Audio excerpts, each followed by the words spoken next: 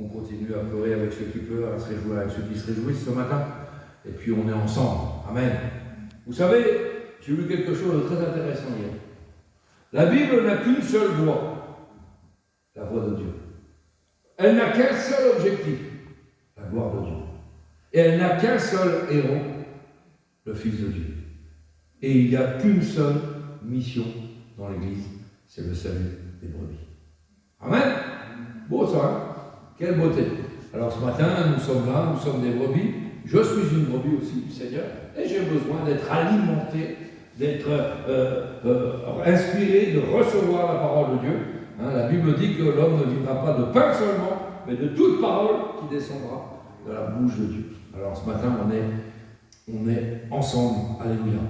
Vous savez, le plan de Dieu ne consiste pas à nous rendre de plus en plus heureux pour nos vies charnelles. Vous savez ça? Non, vous ne savez pas. Voilà. Mais le plan de Dieu consiste à nous faire ressembler de plus en plus à Jésus. Et plus on va ressembler à Jésus, alors plus on sera épanoui spirituellement, plus on sera épanoui dans nos vies. Aujourd'hui, beaucoup disent que de se soumettre à la parole, eh bien, est un extrémiste, c'est radical, vous voyez, c'est presque extrême. J'ai parlé avec un serviteur de Dieu, j'ai parlé avec des gens cette semaine, wow, j'étais extrêmement choqué par leur parole. Aujourd'hui, beaucoup disent que se soumettre à la parole intégrale, eh bien, est un christianisme radical. Eh bien, pour moi, laissez-moi vous dire que c'est un christianisme normal. Tout à fait normal de se conformer à la parole du Seigneur. Ce matin, nous allons nous réjouir, alléluia, autour de la parole. Et nous allons aller dans le livre des psaumes ce matin pour lire un merveilleux psaume ensemble. Et vous allez voir que ce que Dieu veut nous parler ce matin. Amen. Alléluia. Donc, il nous faut louer l'Éternel. Dieu que nous servons, Dieu tout-puissant que nous servons, trône au milieu des louanges. Alléluia. Est-ce qu'il trône au milieu des louanges? Est-ce que vous le savez ça? Hein?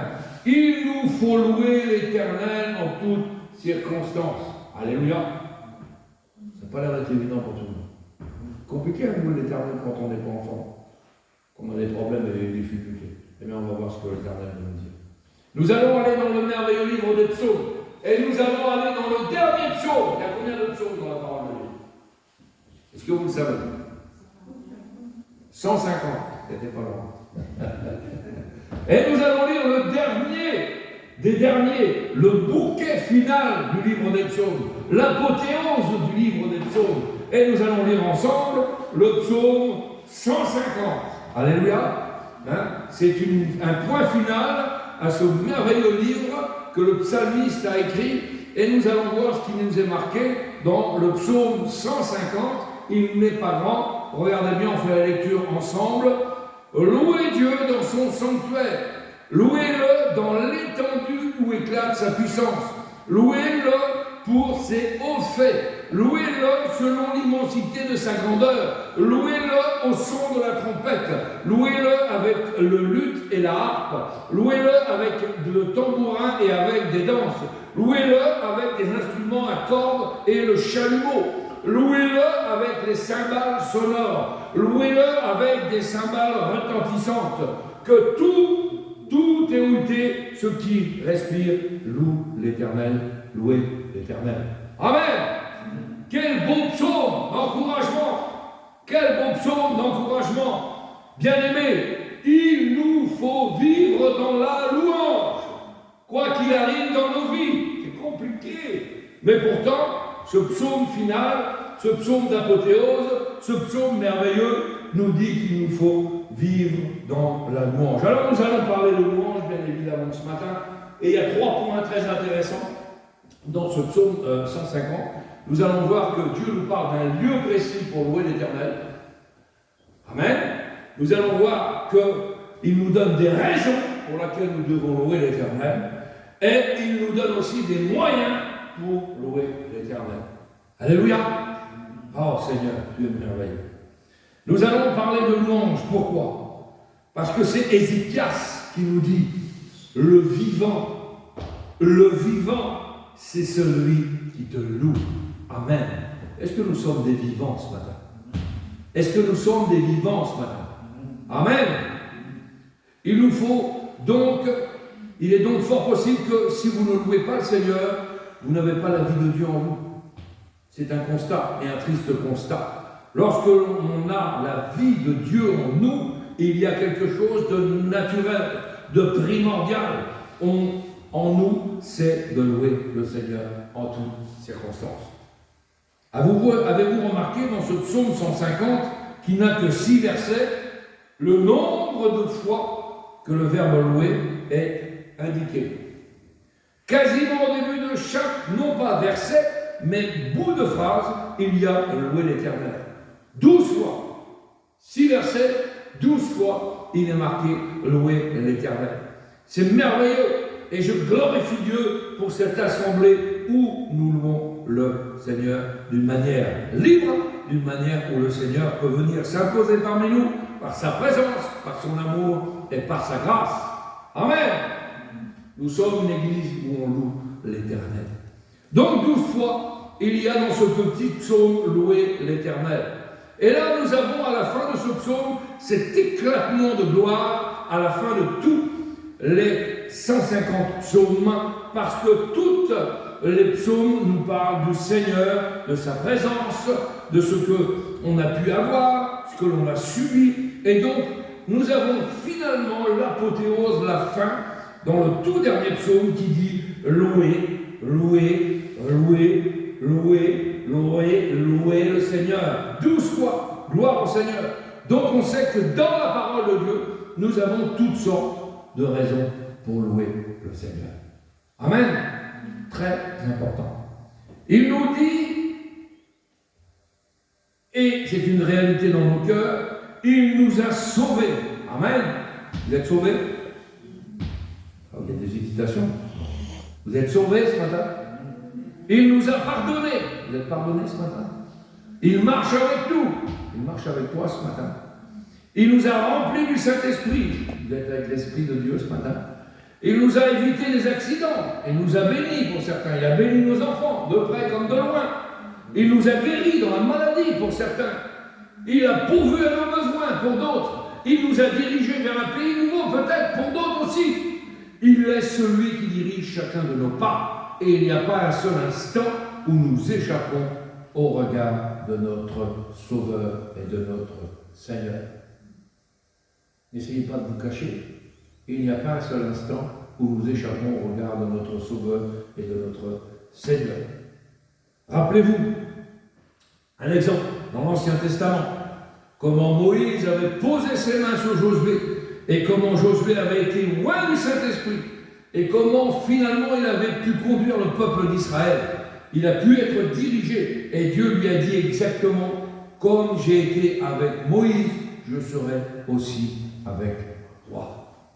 Est-ce que Dieu est avec toi ce matin? Comme il l'a été avec Moïse, avec un tel, mets le nom que tu veux, mets les serviteurs qui t'ont précédé, mets les servants qui t'ont précédé, mets les apôtres de la Bible, mets les disciples de la Bible. Est-ce que Dieu peut dire: je suis avec toi?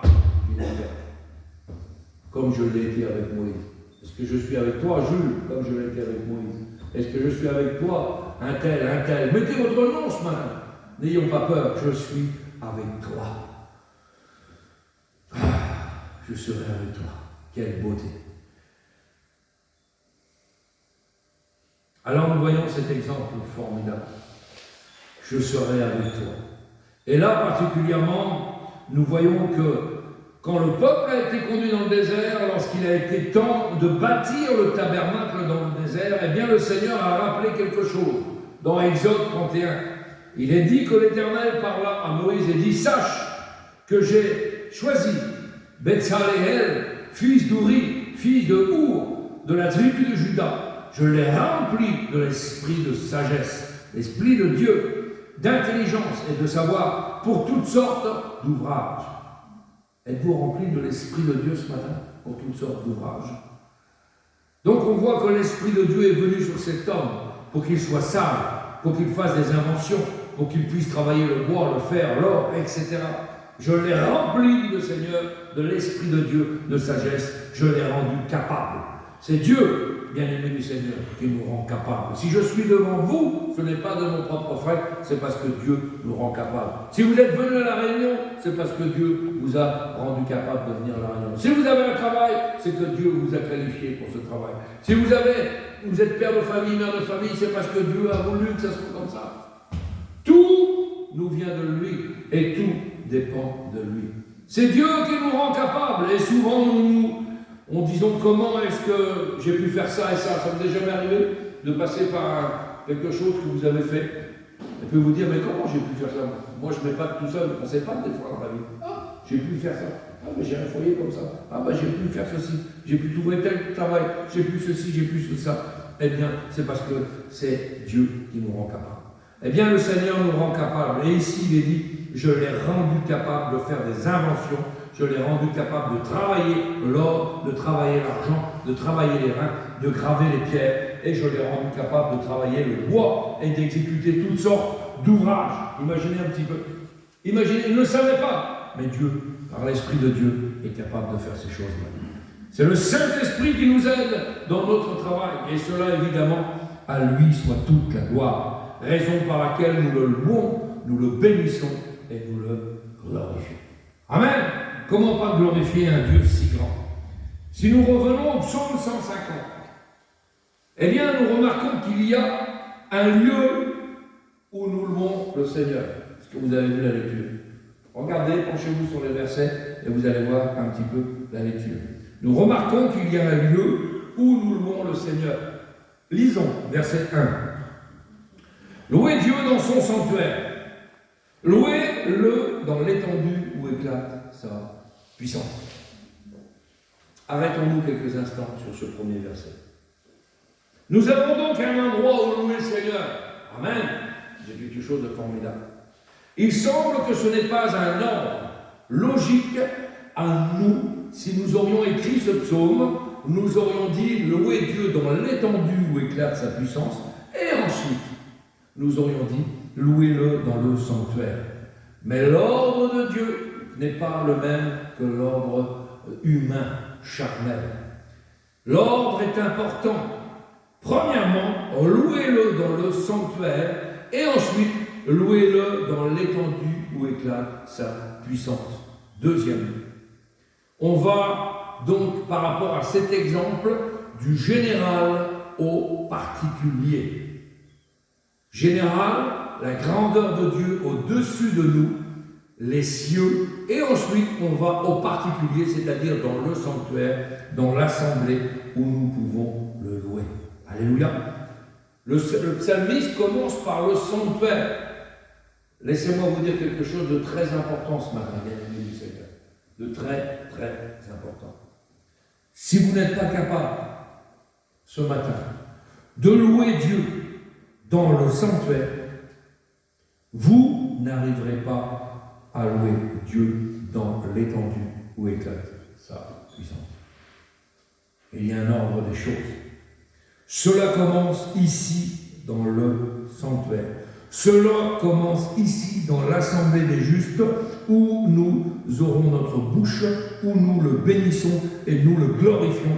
Et là où est le Saint-Esprit, là est la liberté d'adorer, de glorifier et d'exalter le Seigneur. Si nous ne sommes pas capables d'ouvrir notre bouche dans l'église, dans le sanctuaire, si nous ne sommes pas capables de le glorifier dans le sanctuaire, à travers des chants de louange, des cantiques, des prières, l'adoration, vous ne le louerez pas alors dans les lieux étendus, où il y a toute sa puissance. Si nous n'arrivons pas à trouver Dieu dans le sanctuaire, si nous n'arrivons pas à louer Dieu dans le sanctuaire, nous ne le trouverons pas plus loin, dans le lieu où éclate sa puissance. Amen. Dans le sanctuaire, nous le louons avec quoi? Ce que nous avons fait depuis tout à l'heure. On est arrivé à l'écart, on a commencé à mettre des cantiques bien avant l'heure. Il n'y a pas d'heure avec le Seigneur. On se laisse conduire avec des cantiques. Nous le louons avec des chantres qui sont absents aujourd'hui pour cause de deuil. Nous avons prié et les chantres sont arrivés pour diriger le Seigneur et nous avons une reconnaissance envers Dieu au travers de ces cantiques-là. Et certains cantiques sont merveilleux et nous aident, traduisant ce qui est là dans notre cœur. Vous n'avez jamais remarqué que des fois on a du mal à prier? Moi j'ai des yeux pour voir. Donc quand je regarde l'assemblée, je regarde, j'observe. Pas un jugement, mais je regarde. Des fois on a du mal à prier Dieu. Vous l'avez vu ça? On a du mal à sortir de nous. Mais à l'aide d'un cantique, d'un coup, wow, il semblerait qu'on peut même se cacher derrière un cantique pour pouvoir ouvrir notre bouche. Et des fois, le cantique que nous écoutons sont des mots qu'on n'aurait même pas pu sortir de nous-mêmes. Mais ces mots-là, eh bien, c'est des louanges pour Seigneur. Alors nous sommes dans la louange et dans l'adoration. Amen. Quelque chose de merveilleux. Alors, si ce matin, il y a quelqu'un qui m'écoute, ici ou par Internet, qui m'écoute et qui a besoin de délivrance, qui a besoin de guérison, alors commence premièrement à bénir ton Dieu.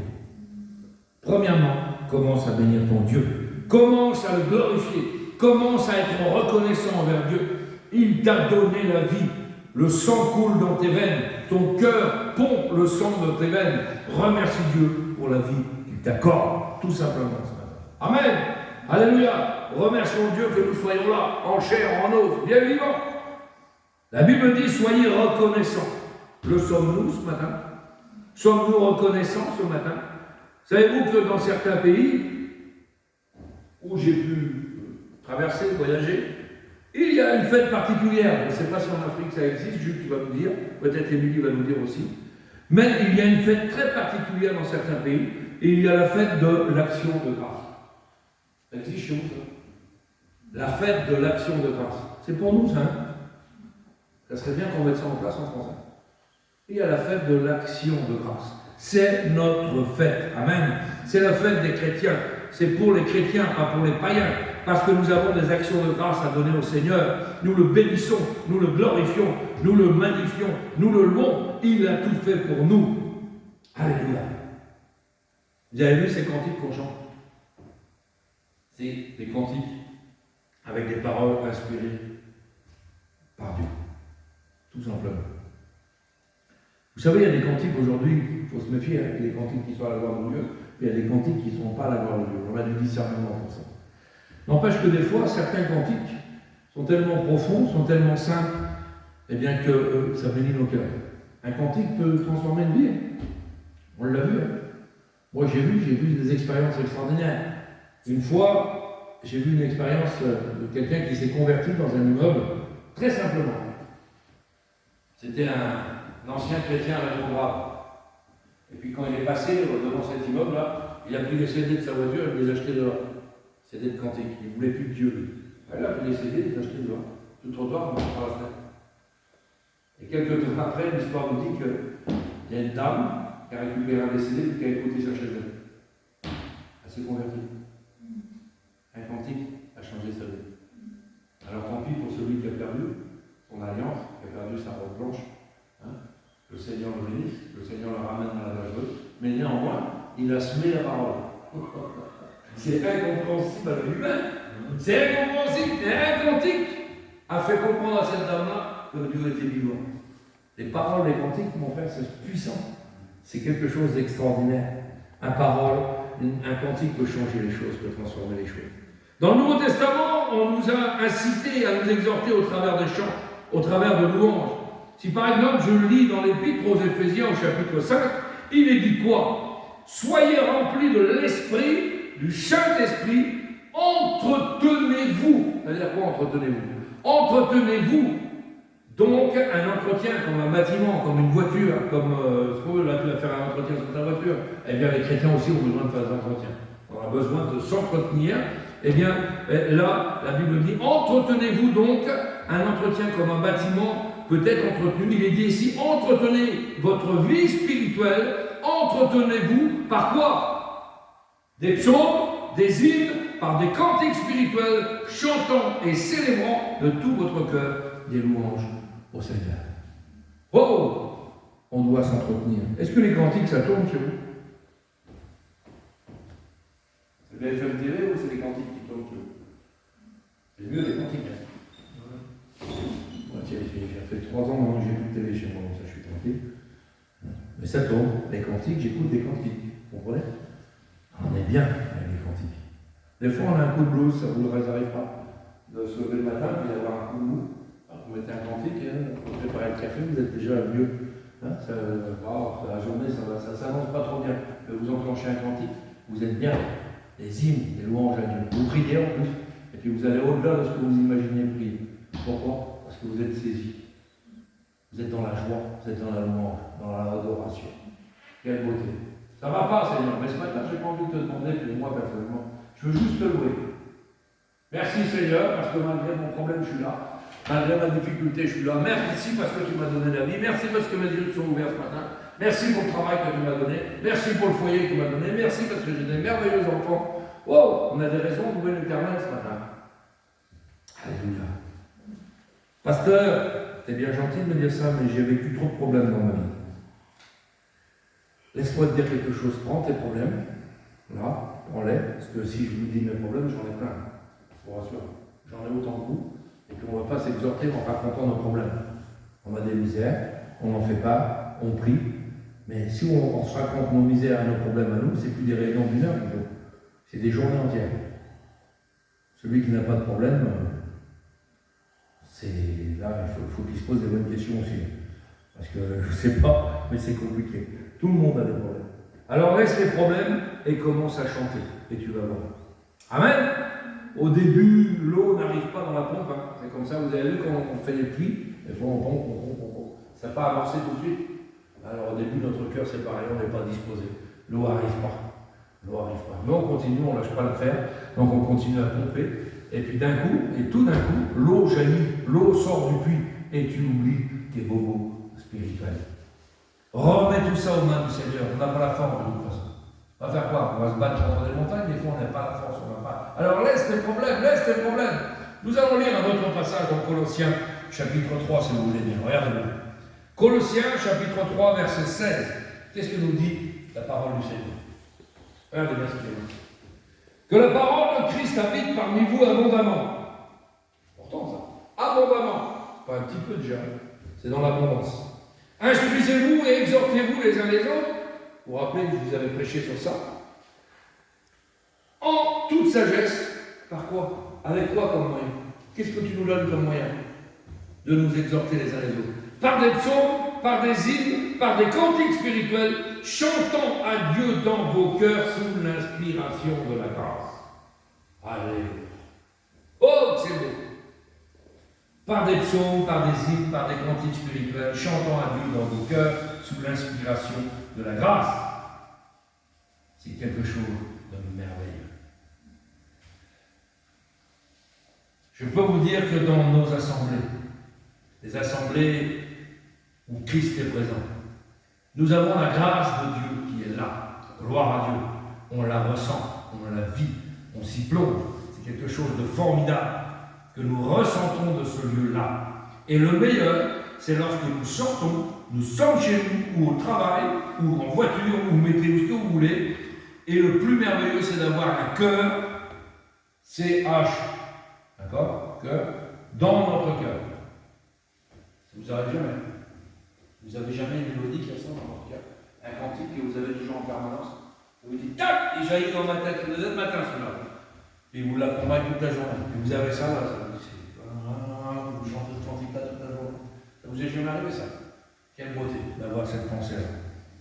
Un petit chant qui est là, et soudain ça sort. C'est un cantique que vous avez chanté quelque part, il y a peut-être quelques temps, et top, ça ressort. Parfois même dans la nuit. Le livre de Job, vous lirez. Job dit dans la nuit, tu m'inspires des cantiques et des chants de loup. Oh. Le Saint-Esprit est présent. Et il sait ce que nous avons besoin. Alors peut-être que dans ta journée, ça arrive pile poil au bon moment. Ton chef de section, ton chef d'entreprise, ou ce que tu veux, il est en train de te casser un peu les pieds, il est en train de te mettre une pression monumentale, hein, et puis toi, tu as toujours la banane et le sourire, et puis d'un coup, tu dis Dieu est là, Dieu est là. Vas-y, cause toujours, tu m'intéresses. Le Saint-Esprit nous met dans notre cœur quelque chose de merveilleux. À ce moment-là, c'est joli, ça nous aide. Ça nous entraîne toute la journée, jusqu'à temps qu'on on a des problèmes avec les enfants, on a des problèmes avec l'école, on a des problèmes, on a des rendez-vous compliqués. Puis le Seigneur est là, et il nous met ce petit cantique là dans notre cœur. C'est ancré, c'est là, c'est merveilleux. Le petit cœur que vous avez dans la tête, ça sort. Et dans vos tripes, et dans notre âme. Laissez-moi vous dire que c'est l'Esprit de Dieu qui travaille dans l'esprit du chrétien. Alléluia.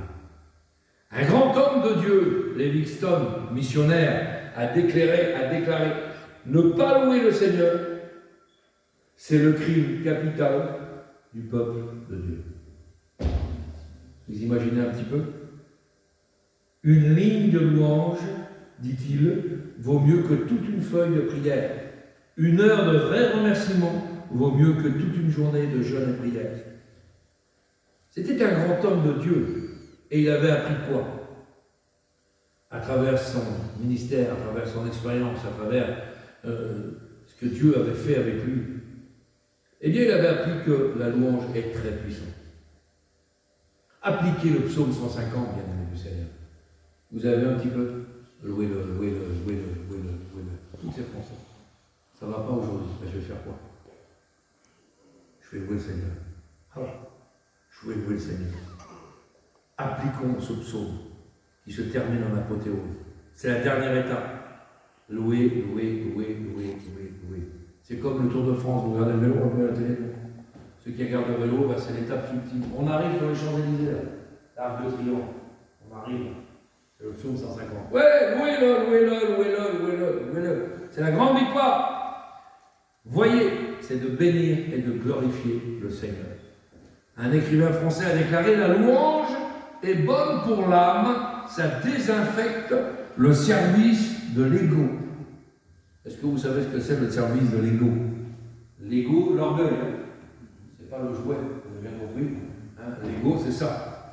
Il dit « La louange est une habitude spirituelle qui donne la santé. » La santé spirituelle. Louez Dieu, louez l'Éternel. Tout est centre vers le Seigneur. Et c'est moi vous dire que l'homme qui ne loue pas Dieu, eh bien, est comme enfermé dans une pièce entourée de miroirs. C'est-à-dire qu'il ne se voit que lui-même. On ne voit que son problème. On est enfermé sur nous-mêmes. Que son problème, sa difficulté, mon problème, ma vie, mon problème, ma vie, mon problème, ma vie, mon souci, mon angoisse, ma dépression, mon truc, mon machin, c'est moi. C'est l'orgueil, ça. Faut que je passe en premier. Ça, c'est moi. Je ne vois que moi-même. Mais la louange, bien-aimé du Seigneur, change ses miroirs en fenêtres vers l'extérieur. Je répète, la louange change ses miroirs sur vous-même en fenêtres sur l'extérieur, depuis lesquels cet homme attrape des coups d'œil sur quoi? La gloire de Dieu. Amen. Pour regarder vers l'extérieur, bien aimé, la gloire de Dieu à venir. Nous ne sommes pas là pour nous regarder, nous ne sommes pas là pour nous lamenter, nous sommes là pour louer le Seigneur. Des problèmes, on en aura tant que l'on sera sur cette terre de misère. Cherchez pas midi à 14h, tant qu'on sera là, on aura des problèmes. Ça, il n'y a pas de souci. Satan ne va pas nous louper, il va nous mettre des pièges sous nos pas, il va nous envoyer des bonnes compagnies pour nous faire un peu de problèmes, un peu de difficultés. Vous serez calomniés, vous serez bafoués, vous serez battus, ça c'est biblique.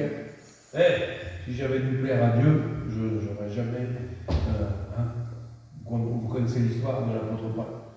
Non. Alors, si vous voulez plaire à votre Dieu, vous allez avoir des difficultés, des problèmes. Vous allez avoir des rencontres bizarres. Vous allez avoir des entretiens bizarres.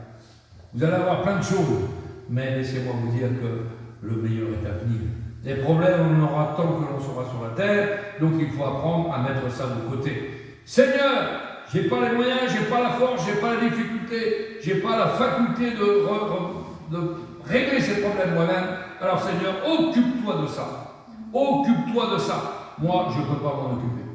Remettre tout entre les mains du Seigneur est très biblique. La louange, bien-aimé du Seigneur, redonne la vie. La louange, nourrit notre Saint-Esprit, notre esprit de la vérité de Dieu. Et cela purge nos pensées. Comme nous sommes dans la louange, nous ne pensons plus. Vous avez vu? On a chanté tout à l'heure. Dites-moi si pendant que vous chantiez, vous étiez rendu là-bas avec le souci de l'EA, avec le souci de l'auto, avec le souci du problème du boulot. Non, quand on loue Dieu, on est dans une bulle spirituelle. On loue Dieu. Les problèmes sont au dehors. Merveilleux ça. Pourquoi? La Bible dit Dieu trône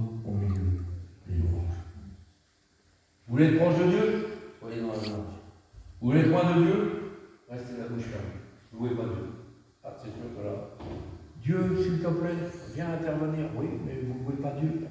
La Bible dit que Dieu trône au milieu des louanges.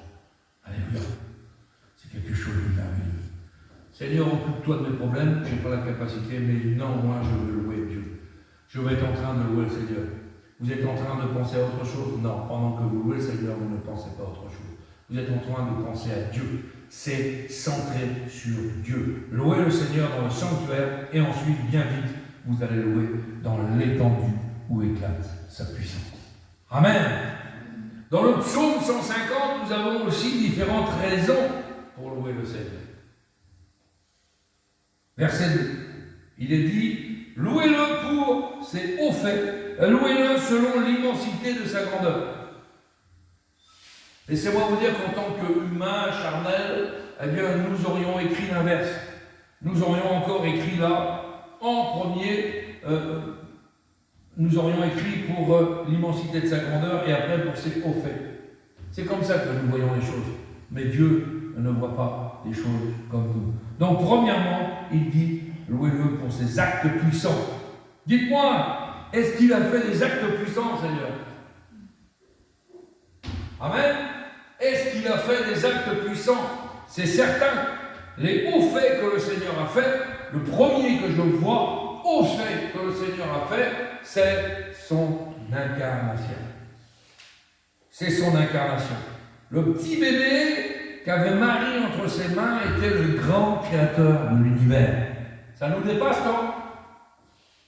Ce petit bébé que Marie avait entre ses mains était le grand créateur de l'univers. Celui qui n'avait jamais eu aucun commencement, c'était celui dont l'origine remonte au temps de l'éternité. C'est un haut fait. C'est quelque chose d'inimaginable. C'est quelque chose d'incompréhensible. Et devant ce buisson ardent, nous fléchissons les genoux et nous adorons.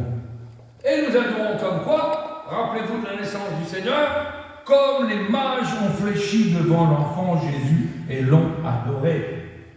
Adorer un bébé, ça paraît inimaginable pour certains. Adorer un bébé, oui. Lui offrir des prières, lui offrir de l'or, eh bien ils l'ont fait par la foi. C'est un haut fait. Et l'incarnation du Dieu éternel, c'est la raison pour laquelle certains ont dit, on aimerait voir Dieu. Jésus a dit, vous connaissez ce verset, celui qui m'a vu a vu le Père. Celui qui m'a vu a vu le Père. Jésus n'est pas le Père, il est le Fils. Mais s'il agit comme le Fils, il est divin comme le Père. Amen. Seigneur, merci, merci, merci. Il est notre Dieu. Merci Seigneur. 1 Timothée 3, Paul va dire à Timothée, Dieu manifesté en chair. Louez-le pour ses hauts faits, louez-le pour son incarnation, louez-le pour sa crucifixion. C'est encore un haut fait. Il a écrasé les puissances diaboliques, les démons. Il a écrasé la mort en mourant lui-même. Le jour où Christ est mort au calvaire, laissez-moi vous dire quelque chose, la mort est morte. Est-ce que vous me suivez? Je ne sais pas si vous me suivez. La mort est morte. Gloire au Seigneur. Paul va encore dire à Timothée, Christ a mis en évidence la vie de l'immortalité. Merci Seigneur, il y a un lieu où nous ne mourrons plus. Un lieu de gloire, un lieu merveilleux, où Jésus a dit, nous serons comme les anges. Je ne sais pas si vous imaginez, nous serons comme les anges. Amen. Donc, louez le Seigneur pour ses hauts faits ce matin. Louez le Seigneur pour sa résurrection. Pourquoi? Parce que le Dieu que nous servons est sorti du tombeau. Quand j'ai parlé à ces témoins de Jéhovah cette semaine, ou alors on m'a parlé de Dieu, le Père, oui, Jésus, le Fils, le Saint-Esprit, ça n'existe pas. Patati. Quelle triste chrétienté. Quel triste, c'est triste, ils étaient tristes ils étaient tristes, pourquoi? Parce que Jésus n'était pas sorti du tombeau. Notre Jésus à nous est sorti du tombeau. Il est vivant, il est ressuscité le 3e jour. Il nous a donné la vie. Et s'il est parti nous préparer une place, il ne nous a pas laissé orphelins, il nous a envoyé le Saint-Esprit, le Consolateur. Alléluia! Le Dieu que nous servons est bien vivant.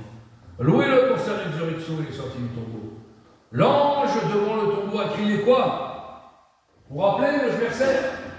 Ne pleurez pas, il n'est pas ici. Il n'est pas ici. Le Seigneur est sorti du tombeau, il est ressuscité.